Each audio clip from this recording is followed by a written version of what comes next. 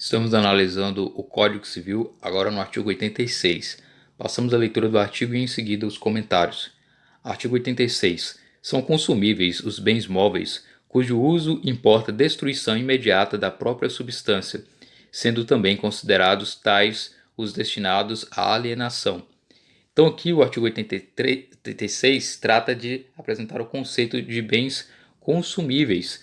Os bens consumíveis são os bens móveis, ou seja, aqueles que podem ser transportados, né? Portanto, considerados móveis.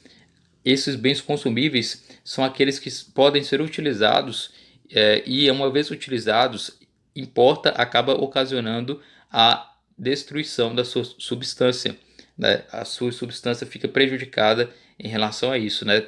E também os destinados à alienação. Então, um exemplo claro aqui: quando você adquire uma lata de refrigerante e você bebe esse refrigerante, você consumiu esse bem. Então, esse é um bem consumível, porque uma vez que você tenha utilizado ele, ele não poderá mais ser utilizado novamente, porque a sua própria substância, a sua própria destinação foi alterada e, portanto, ela não pode mais ser considerada como um bem nas mesmas condições anteriores. Então, por isso, são bens consumíveis, né? Bens móveis consumíveis são esses que importam a destruição imediata da própria substância no uso. Então, uma vez que você utilizar aquele bem móvel, ele não poderá mais ser utilizado, né? Isso ocorre, por exemplo, com os alimentos, né? E podem ser considerados assim também os destinados à alienação. Então, nem sempre são objetos corpóreos, né?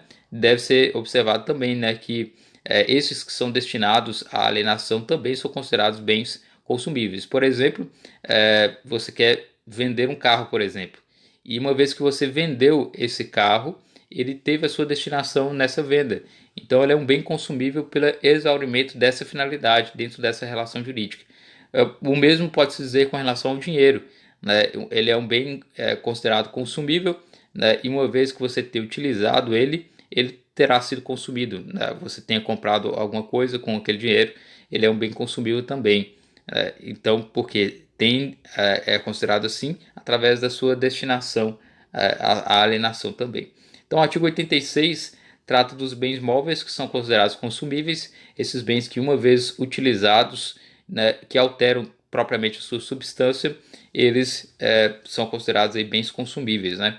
Importante considerar que os bens que não são consumíveis, eles não alteram a sua substância.